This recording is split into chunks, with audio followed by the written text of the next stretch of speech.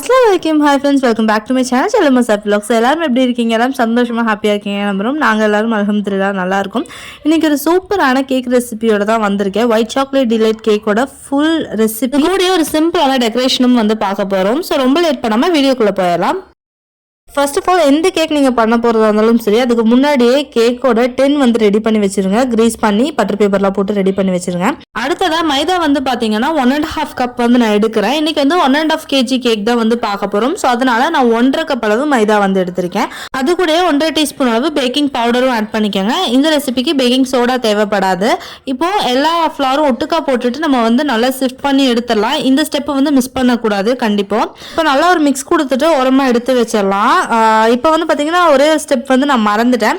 அது வந்து பார்த்தீங்கன்னா 1 டேபிள் ஸ்பூன் அளவு இது ஆட் பண்ண போகிறேன். மில்க் பவுடர் ஆட் பண்ண போகிறேன். இந்த கேக்கில் நல்ல மில்க் ஃப்ளேவர் வந்து வரும். அதுக்காகத்தான் நல்லா 1 டேபிள் ஸ்பூன் ஆட் பண்ணிவிட்டு நல்லா மிக்ஸ் பண்ணி உரமாக எடுத்து வச்சிடலாம். இந்த ரெசிபிக்கு வந்து 5 முட்டை ஆட் பண்ண போகிறோம். எந்த அளவுக்கு ஃப்ளார் எடுத்தீங்களோ மைதா எடுத்தீங்களோ அதே அளவுக்கு வந்து சுகர் பவுடர் பண்ணி எடுத்துக்கணும். நான் வந்து 1.5 கப் அளவு மைதா எடுத்தேன். ஸோ 1.5 கப் அளவு பவுடர் சுகர் எடுத்து வச்சிருக்கேன். 5 முட்டையோட மஞ்சள் கருவை தனியாக ஒரு பவுலில் எடுத்து வச்சுட்டு எக் ஒயிட் மட்டும் தனியாக எடுத்துக்கோங்க. அதில் 1 டீஸ்பூன் அளவு வெனிலா எசன்ஸ் ஆட் பண்ணிவிட்டு நல்லா வந்துட்டு லோ ஸ்பீடில் அடிக்க ஆரம்பிங்க. அடிக்கும்போது சைட் பை சைடு வந்துட்டு இந்த பவுடர் சுகர் எடுத்து வச்சுருக்கோம், அதை கொஞ்சம் கொஞ்சமாக ஆட் பண்ணி அடிங்க. ஒரு 4 பேட்சாக ஆட் பண்ணிக்கோங்க. மொத்தமாக நம்ம எடுத்துருக்கிற பவுடர் சுகர் ஆட் பண்ணி இது நல்லா ஃப்ளஃப் ஆகிற வரைக்கும் நல்லாவே வந்து பீட் பண்ணிகிட்டே இருங்க. எக் ஒயிட் வந்து நல்லா ஒரு ஸ்டிஃப் பீக்ஸ் மாதிரி வரும். அது வரைக்கும் நம்ம நல்லாவே அடிக்கணும். என்னோட பீட்டரில் வந்து பார்த்திங்கன்னா 7 to 8 minutes நல்லா வந்து அடித்தாலும் நல்லா எக் ஒயிட் வந்து இதாயிரும். அதுக்கப்புறமா எக் யாக் எடுத்து வச்சுருக்கோம் இல்லையா, அதை வந்துட்டு லைட்டாக மிக்ஸ் பண்ணி விட்டுட்டு இதில் ஆட் பண்ணிவிட்டு லோ ஸ்பீடில் பீட்டர் வச்சுட்டு லைட்டாக ஒரு மிக்ஸ் மட்டும் கொடுத்துருங்க. அதுக்கப்புறமா ஒரு 1/4 கப் அளவு சன்ஃப்ளவர் ஆயில் எடுத்து வச்சுருந்தேன். அது இதில் ஆட் பண்ணிவிட்டு நல்லா மிக்ஸ் பண்ணிக்கலாம். ரொம்ப ஸ்லோ ஸ்பீடில் தான் இதுக்கப்புறம் நம்ம மிக்ஸ் பண்ணணும். இதுக்கப்புறம் விஸ்க் தான் யூஸ் பண்ண போகிறோம். ட்ரை இன்க்ரீடியன்ஸ் மிக்ஸ் பண்ணுறதுக்காக கொஞ்சம் கொஞ்சமாக நம்ம ரெடி பண்ணி வச்சோம் இல்லையா, அந்த ஃப்ளார் வந்து ஆட் பண்ணிக்கலாம். 1/4 கப் அளவு மில்க் வந்து தனியாக எடுத்து வச்சுருக்கேன். அதையும் வந்து கொஞ்சம் கொஞ்சமாக ஆட் பண்ணிவிட்டு நீங்கள் சைட்ஸ்லாம் நல்லா ஸ்க்ரேப் பண்ணி விட்டு நல்லா மிக்ஸ் பண்ணி கொடுத்துட்டே இருங்க. நம்ம வச்சுருக்கிற எல்லா ஃப்ளாருமே வந்துட்டு ஆட் பண்ணணும். நான் டோட்டலாக பால் வந்து ஒரு 1/4 cup plus 2 tablespoon add பண்ணியிருக்கேன். ஃபைனலாக ஆட் பண்ணும்போது ஃப்ளார் மட்டும்தான் போட்டு நீங்கள் மிக்ஸ் பண்ணணும். எந்த ஒரு லிக்விட் ஐட்டமும் சேர்த்த வேண்டாம். மெதுவாகவே வந்துட்டு விஸ்க் வச்சு லைட்டாக மிக்ஸ் பண்ணி விடுங்க. இப்போ நம்மளோட பேட்டர் வந்து சூப்பராக ரெடி ஆயிடுச்சு. அவன் வந்துட்டு 10 minutes 200 டிகிரி செல்சியஸில் நான் ப்ரீ ஹீட் பண்ணுறதுக்காக வச்சுருக்கேன். வச்சுட்டு இப்போ அதை நல்லா ஒரு ஸ்பேட்சில் வச்சு மிக்ஸ் பண்ணி கொடுத்ததுக்கப்புறம் நம்ம க்ரீஸ் பண்ணி வச்சுருக்கோம் இல்லையா, அந்த பேனுக்கு வந்துட்டு நம்மளோட கேக் பேட்டர் வந்து மாற்றிடலாம். கேக் பேட்டர் ஊற்றுனதுக்கப்புறமா நல்லா டேப் பண்ணி விட்டுட்டு இது மாதிரி மேலே ஸ்பேட்சில் வச்சு இந்த மாதிரி ஒரு இது பண்ணி கொடுத்தீங்கன்னா மேலே வந்து ஈவனாக வர்றதுக்கு நிறைய சான்சஸ் இருக்குது. இப்போ ப்ரீஹீட் பண்ண அவனில் 40 minutes வந்து நான் 180 டிகிரி செல்சியஸில் பேக் பண்ணி எடுக்க போகிறேன். கேக் வந்து எப்படி பேக் ஆகி வந்திருக்கு பாருங்கள். சூப்பரான ஸ்பஞ்ச் கிடைக்கும். இந்த ஸ்பஞ்ச் வந்து நம்ம நார்மல் வெனிலா கேக்கு, ஒயிட் ஃபாரஸ்ட் எதுக்கு வந்துட்டு இந்த ஸ்பஞ்சு நீங்கள் யூஸ் பண்ணலாம். அடுத்ததான் நம்மளோட ஒயிட் சாக்லேட் டிலைட் கேக்குக்கான க்ரீம் வந்து ரெடி பண்ணலாம். ஃபர்ஸ்ட் வந்து சாக்லேட் கனாஷ் ரெடி பண்ண போகிறேன். அதுக்காக ஒரு 1/4 கப் அளவு விப்பிங் க்ரீம் வந்து நல்லா சூடு பண்ணி எடுத்துருக்கேன். டபுள் பாயில் மெத்தட் இல்லைனா மைக்ரோவேவில் வச்சு கூட நீங்கள் சூடு பண்ணி எடுத்துக்கலாம். அதுக்கப்புறமா அதில் ஒரு 1/2 கப் அளவு ஒயிட் சாக்லேட் வந்து நான் ஆட் பண்ணியிருக்கேன். கிரேட்டட் சாக்லேட் ரூம் டெம்பரேச்சரில் இருக்கிறது ஆட் பண்ணிங்கன்னா சீக்கிரமாக மெல்ட் ஆகி கிடச்சிரும். நல்லா மிக்ஸ் பண்ணி விடும்போது சூப்பரான ஒயிட் சாக்லேட் கனாஷ் வந்து ரெடி ஆயிரும். இது இப்போ திப்பியாக இருக்கிறது பிரச்சனை கிடையாது. ஏன்னா நம்ம ட்ரிப்பிங்காக யூஸ் பண்ண போகிறது கிடையாது, உள்ளே ஸ்டஃப் பண்ணுறதுக்காக தான் யூஸ் பண்ணுறோம். ஸோ அது வந்து அப்படி இருந்தாலும் நோ ப்ராப்ளம். அடுத்ததாக இங்கே வந்து ஒரு 1.5 கப் அளவு க்ரீம் நான் வந்து எடுத்திருக்கேன். அதில் வந்துட்டு ஒரு 1/2 கப் அளவு நம்ம ரெடி பண்ணி எடுத்த ஒயிட் சாக்லேட் கனாஷ் வந்து நான் ஆட் பண்ணி நல்லா மிக்ஸ் பண்ணிக்கிறேன். சூடாக இருக்கும்போது ஆட் பண்ணக்கூடாது. அந்த ஒயிட் சாக்லேட் கனாஷ் ஓரளவுக்கு சூடு ஆறுனதுக்கு அப்புறமா தான் நம்ம இதை ஆட் பண்ணணும். ஆட் பண்ணதுக்கப்புறமா நல்லா விப்பிங் க்ரீம் அடிப்போம் இல்லையா, அதே மாதிரி நம்ம வந்து அடிச்சுக்கலாம். விப்பிங் க்ரீம் வந்துட்டு எப்பவும் போலேயே லோ ஸ்பீட்லேருந்து ஹை ஸ்பீட் வரைக்கும் நல்லா ஸ்டிஃப் பீக்ஸ் வர வரைக்கும் இந்த மாதிரி நல்லா வந்து நம்ம அடித்து எடுத்துக்கலாம். நல்ல ஒரு மில்கி டெக்ஸ்சரில் வந்து கிடைக்கும் இந்த விப்பிங் க்ரீம். ஏன்னா நம்ம நிறைய கனாஷ்லாம் ஆட் பண்ணியிருக்கோம், சாக்லேட் கனாஷ்லாம் ஆட் பண்ணியிருக்கனால இப்போ நல்லா ஸ்டிஃப் பீக்ஸ் வந்துருச்சு. இப்போ நம்ம கேக் வந்துட்டு அரேஞ்ச் பண்ண ஸ்டார்ட் பண்ணலாம். பேஸ் வச்சுட்டு கொஞ்சமாக அதில் க்ரீம் வச்சுக்கலாம். வச்சப்பறமா ஃபஸ்ட் லேயர் கேக் வந்து வச்சிடலாம். அதுக்கப்புறமா நான் வந்து கொஞ்சம் சுகர் சிரப் ரெடி பண்ணி எடுத்திருக்கேன். சுகர் சிரப் நல்லாவே வந்துட்டு பேஸில் வந்து வச்சு விட்றலாம். நான் வந்து பேஸ் கொஞ்சம் கட்டியாகவே வந்து கட் பண்ணியிருக்கேங்கனால கொஞ்சம் தாராளமாகவே வந்து சுகர் சிரப் ஆட் பண்ணேன். சுகர் சிரப் வச்ச அப்புறமா நம்ம ரெடி பண்ணி வச்சுருக்கிற விப்பிங் க்ரீம் வந்து வச்சுக்கலாம். விப்பிங் க்ரீமும் உங்களுக்கு எந்த அளவுக்கு வேணுமோ அந்த அளவுக்கு வச்சுக்கலாம். நான் இதில் கேக்கில் கொஞ்சம் நிறையவே விப்பிங் க்ரீம் வச்சேன். ஏன்னா விப்பிங் க்ரீம் தான் இந்த கேக்கில் வந்து டேஸ்ட்டே.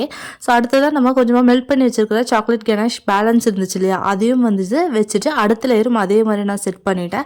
2 லேயருமே விப்பிங் க்ரீமும் சாக்லேட் கனாஷும் வச்சு தான் நான் செட் பண்ணியிருக்கேன். அடுத்ததாக ஃபைனல் லேயரும் வச்சுட்டு அதில் வந்துட்டு ஃபுல்லாக வந்து இது மட்டும் தான் நம்ம ஆட் பண்ணுவோம், சுகர் சிரப் மட்டும் தான் ஆட் பண்ணுவோம். அதெல்லாம் வந்துட்டு ஃபுல்லாக க்ரம் கோட் கொடுத்துட்டு ஃப்ரிட்ஜில் வந்து ஒரு 2 ஹவர்ஸ் செட் பண்ணதுக்கு அப்புறமா நம்ம வந்து ஃபைனல் கோட் வந்து பண்ணிக்கலாம்.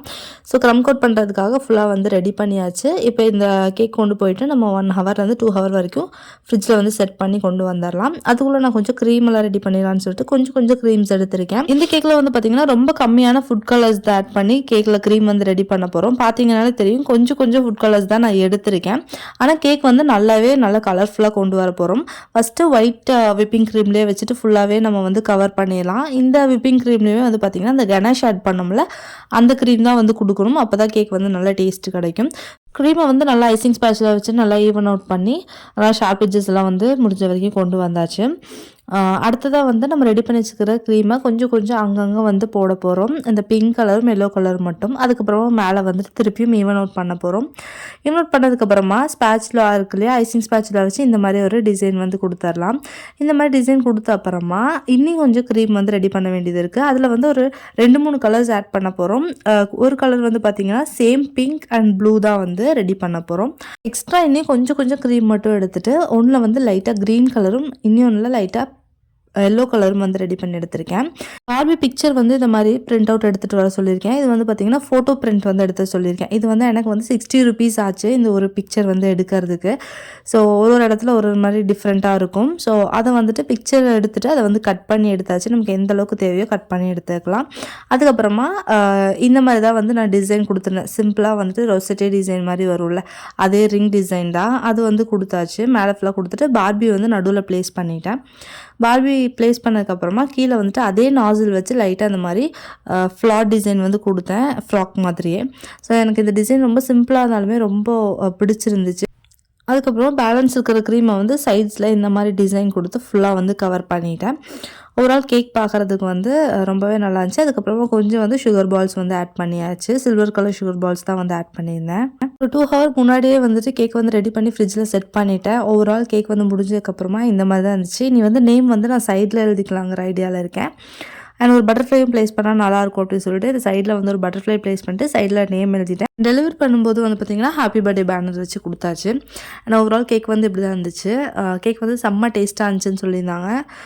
பர்த்டேக்கு ஆர்டர் பண்ணியிருந்த அண்ணா ரொம்பவே நல்லா இருந்துச்சு. வந்த எல்லாத்துக்குமே ரொம்ப பிடிச்சது, எங்கே வாங்கினீங்கன்னு கேட்டிருந்தாங்கன்னு சொல்லியிருந்தாங்க.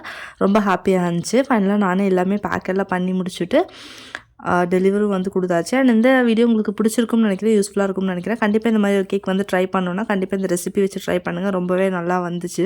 அண்ட் டிசைனும் கண்டிப்பாக ட்ரை பண்ணி பாருங்கள். ரொம்ப ஈஸியான டிசைன். அண்ட் இந்த மாதிரி நிறைய வீடியோஸ் பார்க்கணும்னு நினச்சிங்கன்னா நம்ம சேனலை சப்ஸ்கிரைப் பண்ணி அந்த பெல் ஐக்கானை கிளிக் பண்ணி வச்சுக்கோங்க. உங்கள் ஃப்ரெண்ட்ஸ் அண்ட் ஃபேமிலிக்கு ஷேர் பண்ணுங்கள். தேங்க்ஸ் ஃபார் வாட்சிங். அஸ்ஸலாமு அலைக்கும்.